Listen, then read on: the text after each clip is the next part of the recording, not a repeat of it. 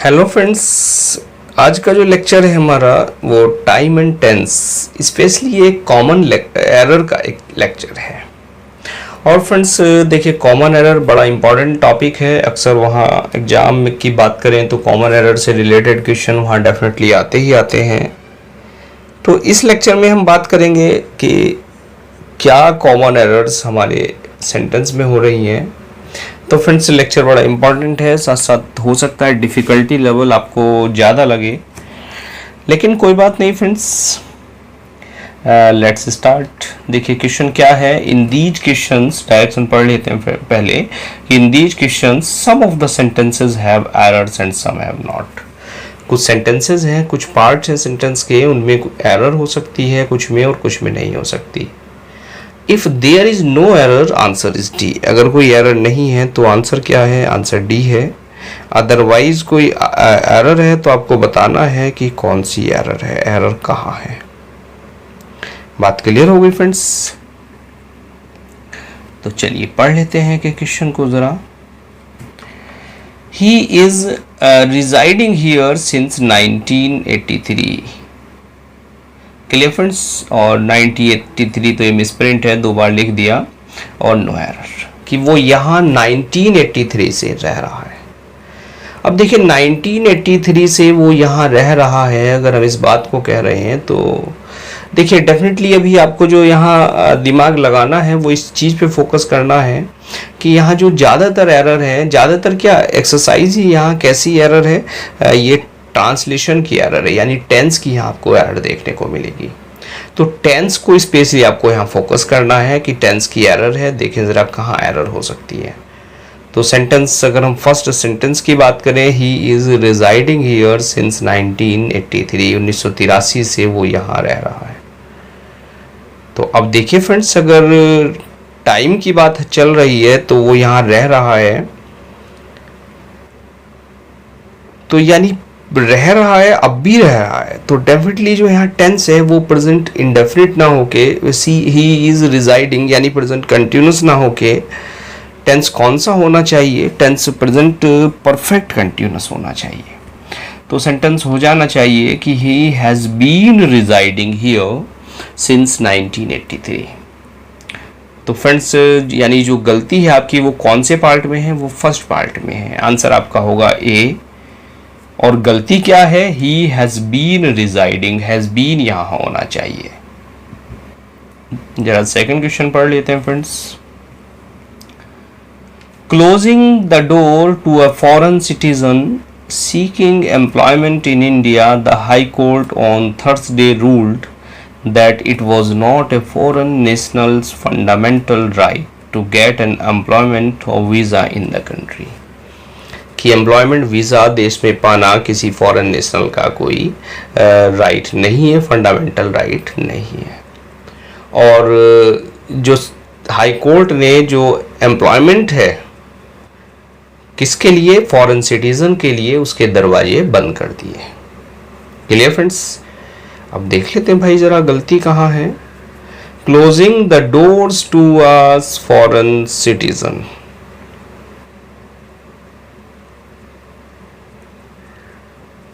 closing the door to a foreign citizen seeking employment in India।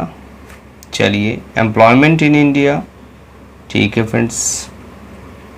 The high court on Thursday, देखिए पहले sentence में बात कर लें क्लोजिंग द डोर्स की बंद करते हुए, बिल्कुल ओके है सेंटेंस। दूसरे में वर्ब देख लेते हैं भाई, टेंस की प्रॉब्लम है तो वर्ब में डेफिनेटली होगी। Seeking employment in India, the high court on Thursday ruled, ठीक है, थर्सडे को रूल कर दिया। इट वॉज नॉट, देखिए रूल्ड है तो वॉज भी है, ओके है। फंडामेंटल राइट टू गेट है, बिल्कुल ठीक है, इन्फिनेटिव का यूज हो रहा है। तो डेफिनेटली फ्रेंड्स जो सेंटेंस है वो आपका बिल्कुल ओके है, इसमें कहीं कोई इंप्रूवमेंट की जरूरत नहीं है। क्लियर? चलिए थर्ड सेंटेंस पे आ जाते हैं। The president has denied, president ने मना कर दी that the country is in recession, कि जो देश है वो रिसेशन में है। And was go in to despite spate of downcast report. और क्या है फ्रेंड्स स्पेट?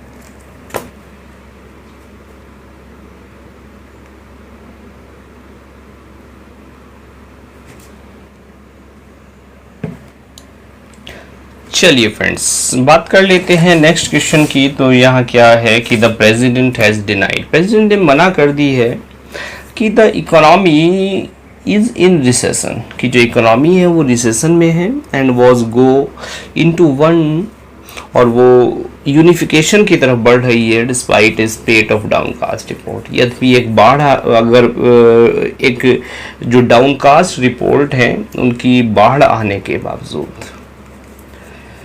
तो फ्रेंड्स देखिए ज़रा टेंस पे नज़र मार लेते हैं सबसे पहले तो, क्योंकि टेंस की एरर है। प्रेसिडेंट हैज़ डिनाइड, पहला टेंस बिल्कुल ओके है first part. That the economy is in recession, यहाँ भी ठीक लग रहा है। एंड वॉज गो, अब देखिए यहाँ ये गलती आपको दिख रही है। वॉज गो का कोई मतलब नहीं है, यहाँ होना चाहिए था वॉज गोइंग। लेकिन अब वॉज गोइंग है, ठीक है, बात समझ में आती है, वॉज गोइंग होना चाहिए था। लेकिन फ्रेंड्स एक चीज और है कि पहले टेंस पे नजर डालें तो प्रेजेंट टेंस है, प्रेजेंट परफेक्ट है, दूसरे पे प्रेजेंट है, इंडेफिनिट है। तो यहाँ फ्रेंड्स डेफिनेटली वॉज गोइंग की जगह क्या होगा, इज गोइंग। Clear friends? तो यहाँ जो ऑप्शन है आपका सी हो गया, और गलती क्या हो गई, वॉज गोइंग की जगह यहाँ वॉज गो की जगह इज गोइंग होना चाहिए। आई होप समझ में आ रहा है। इन अ वेरी हार्श टोन, एक बड़ी हार्श टोन में ही शाउटेड, वो चिल्लाया, एट हिज सर्वेंट्स, किस पर, सर्वेंट्स पर, and told them that he does not need their services, और उनसे कहा कि उन्हें उसकी सर्विसेज नहीं चाहिए मुझे तुम्हारी सेवा, भाग जाओ यहाँ से। यही सेंस रहा होगा। देख लेते जरा friends tense. In a very harsh tone बिल्कुल okay first part. He shouted बिल्कुल ठीक है, पास्ट टेंस है, शाउट किया होगा उसने। एंड टोल्ड बिल्कुल यहाँ भी पास्ट है, देखिए। And told them that he does not need, अब यहाँ डज, यहाँ गलत आ गया। देखिए फ्रेंड्स, अगर यहाँ देखें टेंस को तो यहाँ क्या होना चाहिए, डज की जगह क्या होगा, डिड होगा, क्योंकि पहले भी शाउटेड यूज हुआ है ऊपर, क्लियर, और टोल्ड यूज हुआ है। तो यहाँ जो टेंस है आपका क्या होगा, डज नॉट की जगह डिड नॉट नीड। तो यानी सी वाला आंसर आपका ओके हो गया, और गलती भी पता लग गई। क्या गलती है यहाँ पर, ask her to call me, उससे कहो कि मुझे कॉल करे, when she will come back, कि जब वो वापस आएगी। उससे कहो कि मुझे कॉल करे, कब कॉल करे, जब वो वापस आएगी नहीं, जब उससे कहो कि जब वापस आ जाए मुझे कॉल करे। तो व्हेन शी, यहाँ विल कम बैक की जगह क्या होगा फ्रेंड्स, व्हेन शी कम्स, यानी क्या होना चाहिए, comes, not will come back. बात समझ में आ गई। आंसर क्या होगा आपका सी, और गलती क्या है, आई डिक्लाइंड द इन्विटेशन, मैंने इन्विटेशन को मना कर दिया। ठीक है भाई। Not because I did not want to go, not because I did not want to go but because I have no time, इसलिए नहीं कि मैं जाना नहीं चाहता था, बल्कि इसलिए कि मेरे पास समय नहीं है। अब देख लेते हैं जरा गलती क्या है। टेंस पास्ट है, नॉट बिकॉज यहाँ भी पास्ट है, और यहाँ प्रेजेंट। भाई जब दो ऊपर पोर्शन पास्ट में दिख रहे हैं सेम टेंस के, तो यहाँ भी क्या यूज होना चाहिए, past. Not because I had no time. बात क्लियर फ्रेंड्स, क्या हो गया, हैड। चलिए आगे बढ़ जाते हैं फ्रेंड्स, गलती समझ में आ गई है। he should not had done it, should not had का क्या, सबसे पहली बात तो फ्रेंड्स should के साथ had का यूज कुछ अटपटा सा नहीं लग रहा, क्योंकि मॉडल्स है, मॉडल्स के साथ क्या है, वर्ब की फर्स्ट फॉर्म यूज होती है मॉडल्स के साथ। तो डेफिनेटली यहाँ जो आंसर है आपका, जो शुड के साथ यहाँ हैड का यूज नहीं होना चाहिए, बल्कि शुड के साथ यूज होना चाहिए he should not have done it. Clear friends, यानी शुड नॉट हैव, हैड नहीं है, शुड नॉट हैव। तो बी वाला ऑप्शन आपका यहाँ आंसर हो गया। पता लगा क्यों, क्योंकि मॉडल्स के साथ सेकंड फॉर्म का मतलब नहीं होता। बढ़ जाते हैं नेक्स्ट क्वेश्चन पे। He walks as if the earth belonged to him. वो ऐसे चलती है जैसे जो अर्थ है वो सारी अर्थ उसी की हो, सारी पृथ्वी उसी की हो। अब देखिए, एक तरफ वॉक्स है और दूसरी तरफ बिलोंग्ड है, बिल्कुल ठीक है, इमेजिनरी सिचुएशन है। तो अब और तो कोई फ्रेंड्स गलती है ही नहीं यहाँ। ए में नहीं है, बी में एज इफ का यूज दे दिया, यहाँ भी नहीं है, यहाँ भी। तो डेफिनेटली फ्रेंड्स सेंटेंस में कोई गलती नहीं है यहाँ। दोबारा देख लीजिए।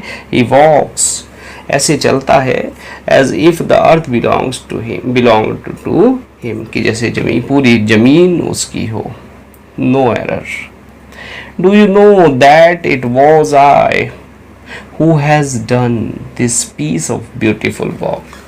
क्या तुम्हें पता है कि it was I, ये मैं ही था जिसने इतना सुंदर काम कर दिया। अपनी प्रशंसा खुद हो रही है। अब फ्रेंड्स जरा बात कर लेते हैं,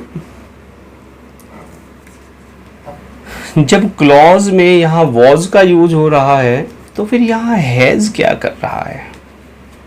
क्लियर भाई, क्या तुम्हें पता है? चलिए बात समझ में आ गई। डू का यूज है, लेकिन डू के बाद जो बात हो गई वो तो पास्ट की हो गई। क्या तुम्हें पता है भाई ऐसा ऐसा हुआ? तो अब एक क्लॉज पास्ट की हो गई, तो यहाँ जो हैज है ये नहीं होना चाहिए। ये क्या किस में होना चाहिए? ये फ्रेंड्स हैड में ये यूज होना चाहिए did. Clear? Who did this piece of beautiful work. और हु हैड डन, हाँ डन भी हो सकता है क्योंकि पास्ट परफेक्ट टेंस की बात है, लेकिन फ्रेंड्स नहीं, डन की जगह क्या होगा? फिर यहाँ डिड का यूज होगा। Do you know that it was I who did this beautiful work. Had done नहीं, हु डिड, ये मैं ही था जिसने सुंदर काम किया। क्लियर? ये सेंस कुछ और लेके आ रहा है, ये लेके आ रहा है और पास्ट परफेक्ट वाला सेंस, लेकिन पास्ट परफेक्ट की जगह यहाँ पास्ट इंडेफिनिट ज़्यादा सूटेबल है। तो पता लग गया फ्रेंड्स गलती कहाँ है? गलती है आपके बी वाले पोर्शन में। चलिए फ्रेंड्स नेक्स्ट क्वेश्चन पे आ जाते हैं। ज़रा क्या है? इफ़ आई स्टडीड वेल, कि यदि मैं बढ़िया पढ़ता, आई विल पास, मैं पास हो जाता।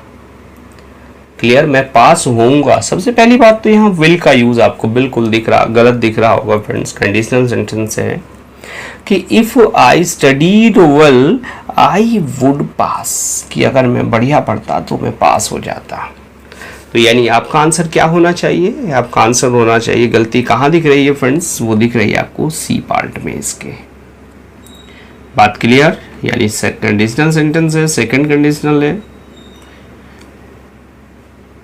चलिए आगे बढ़ जाते हैं friends. If you had arrived earlier, यदि आप पहले पहुंच जाते तो you had found me in the बस, तो मैं आपको बस में मिलता।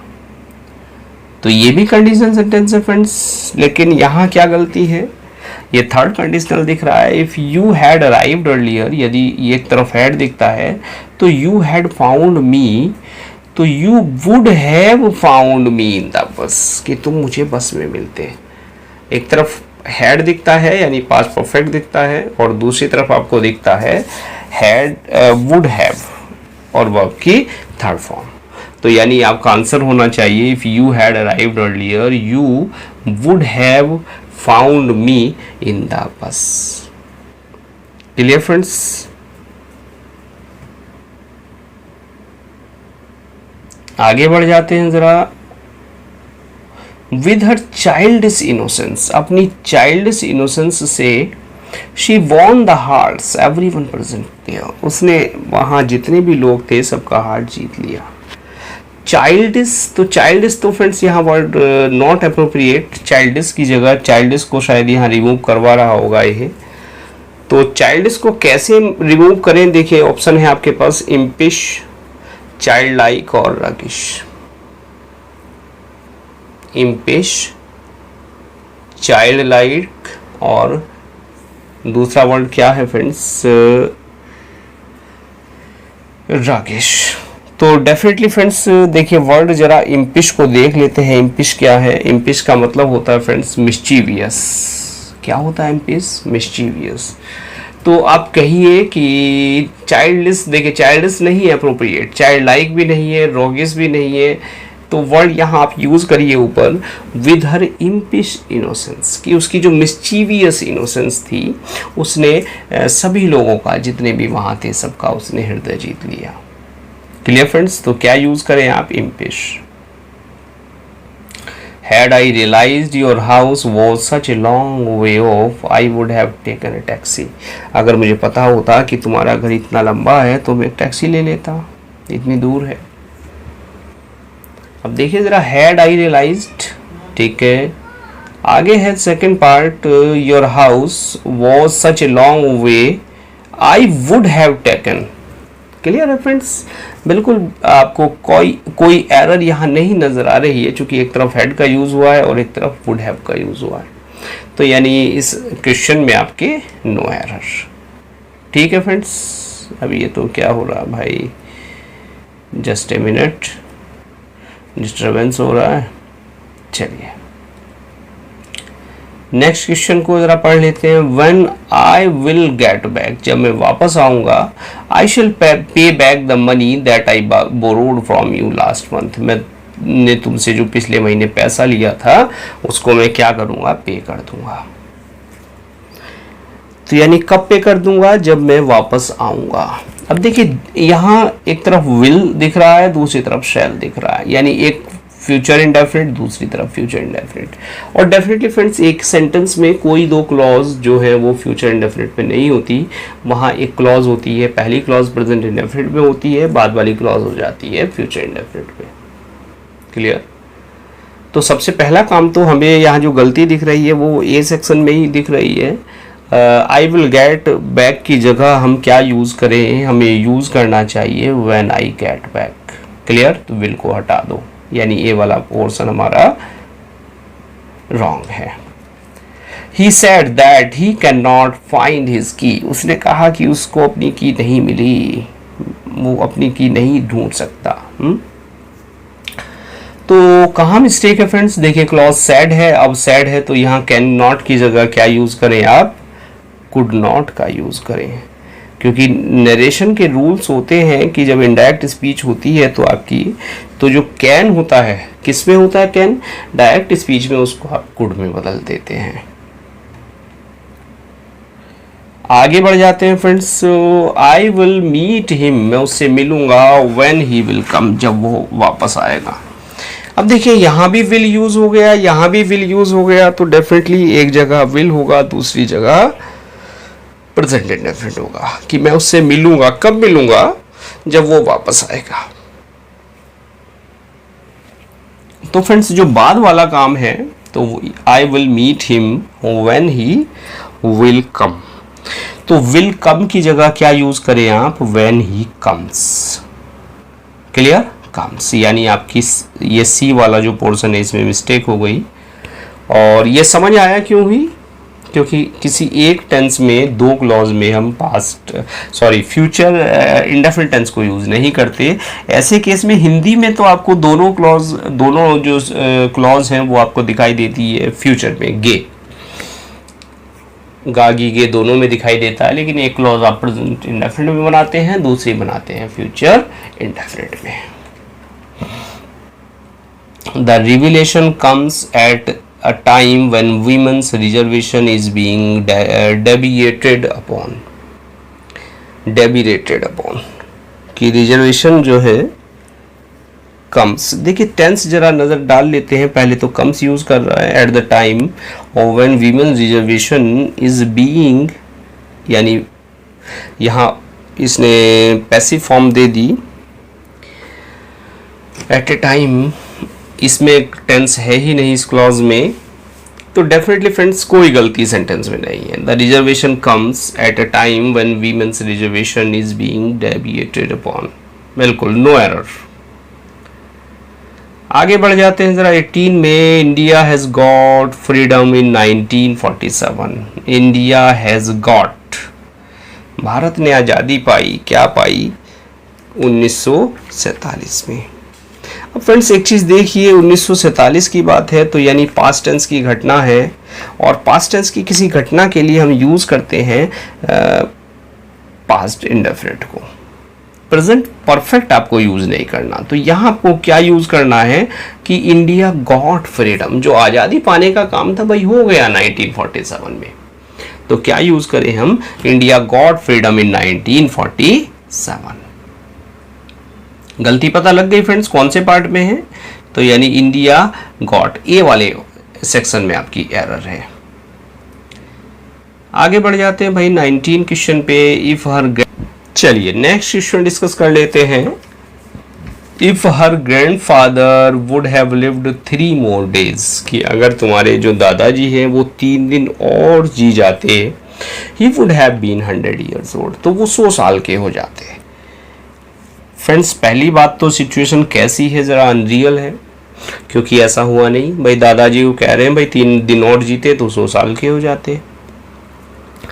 तो यानी अनरियल सिचुएशन की खास बात क्या होती है कि जो इफ क्लॉज होती है, कंडीशनल क्लॉज, उसमें if plus subject plus had plus verb की थर्ड फॉर्म का यूज होता है, और जो मेन क्लॉज है उसमें होता है सब्जेक्ट और would, would, could, might, should और प्लस हैव और वर्ब की थर्ड फॉर्म। बात क्लियर हुई फ्रेंड्स। तो ये वाली जो क्लॉज है वुड हैव बीन, ये आपकी ओके है देखिए। और जो ऊपर वाली क्लॉज दिख रही है if her grandfather would have lived, यहां आपको गलती दिख रही है।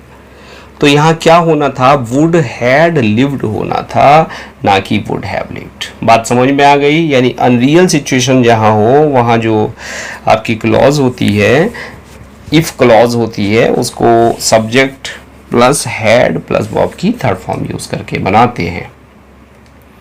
तो यानी आपकी जो एरर है वो कहाँ है फ्रेंड्स, जो ये आपको वुड हैव लिव्ड दिख रहा है, इसको आपको किस में बदल देना है, वुड हैड लिव्ड में बदल देना है। यानी बी पोर्शन में आपके गलती है। आगे बढ़ जाते हैं भाई। If I had lived in this house since 2005, अब कह रहा है भाई 2005 से, यानी 2005 से मैं इस घर में रह रहा हूँ। इस बात को ये कहना चाह रहा है, चूंकि सिंस है, प्रेजेंट परफेक्ट टेंस कहीं ना कहीं यहाँ ये है। तो क्या सेंटेंस होगा friends, I am living, have been living, had lived और नो इम्प्रूवमेंट।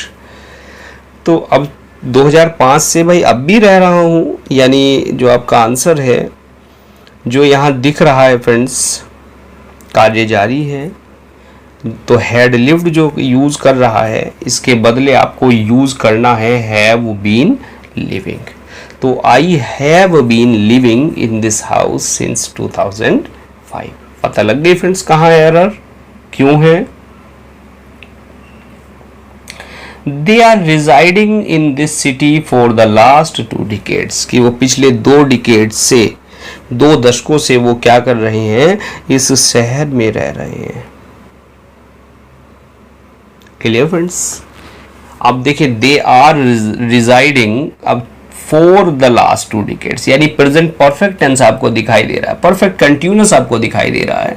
तो आपको यहाँ यूज क्या करना है, जो आपको दे आर रिजाइडिंग दिख रहा है, इसकी जगह आप यूज कीजिए दे हैव बीन रिजाइडिंग।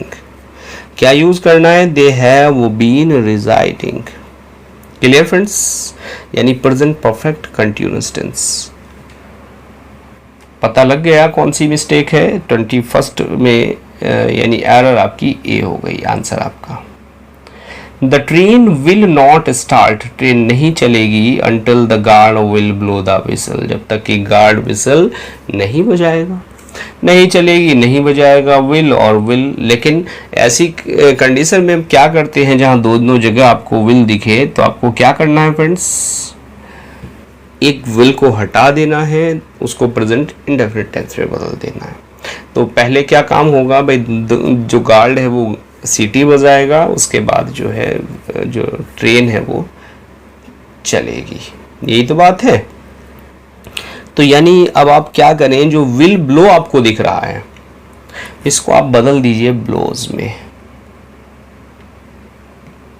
क्या, ब्लोज, कि ट्रेन तब तक नहीं चलेगी जब तक कि गार्ड घंटी नहीं बजाएगा, सीटी नहीं बजाएगा। तो यानी जो ब्लोज है, ये जो विल ब्लो है, इसको आपको बदल देना है किस में फ्रेंड्स, विल ब्लो को बदल देना है ब्लोज में, ब्लोज द विसल। विसल की स्पेलिंग में मिस्टेक है, इसको भी ठीक कर लें आप।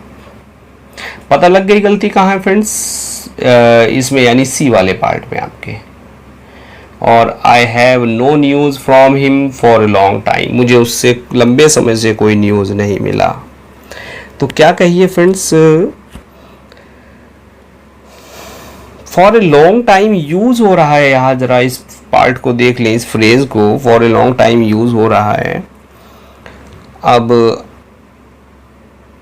फॉर ए लॉन्ग टाइम अगर फ्रेंड्स आपको दिख रहा है तो जो आपका टेंस है वो या तो प्रेजेंट कंटिन्यूअस टेंस है या प्रेजेंट परफेक्ट टेंस है। क्लियर। और चूंकि जो हैव का प्रयोग है वो प्रेजेंट कंटिन्यूअस टेंस में तो होता नहीं है, यहां चूंकि इसने हैव यूज कर दिया, तो यानी आपका टेंस क्या बचता है, आपका टेंस बचता है प्रेजेंट परफेक्ट टेंस। और प्रेजेंट परफेक्ट टेंस बचता है तो आपके लिए जो आपका आंसर हो जाएगा वो क्या हो जाएगा कि I have had no news from him for a long time, present perfect tense. I have had, अब देखिए आपका जो आंसर होना चाहिए, I have had no news from him, या I have heard no news from him for a long time, कि मैंने लंबे समय से उससे कोई समाचार नहीं सुना है। तो यानी प्रेजेंट परफेक्ट टेंस का आपको यूज करना है। तो आपका जो पहला वाला ऑप्शन है इसमें गलती है। गलती क्या है, आई हैव हैड, या तो आप हैड का यूज कीजिए यहाँ, या हैड के साथ हैड की जगह हर्ड का यूज करिए। I have heard no news. बात क्लियर हुई friends. If you will work hard you will always succeed, अगर आप मेहनत करेंगे तो आप हमेशा सफल होंगे। अब भाई दोनों जगह यहाँ फ्यूचर यूज कर रहा है, यहाँ भी विल ठोक दिया इसने, यहाँ भी विल यूज कर लिया, तो आपको क्या करना है भाई, मेहनत करेंगे तो सफल होंगे। बात क्लियर फ्रेंड्स।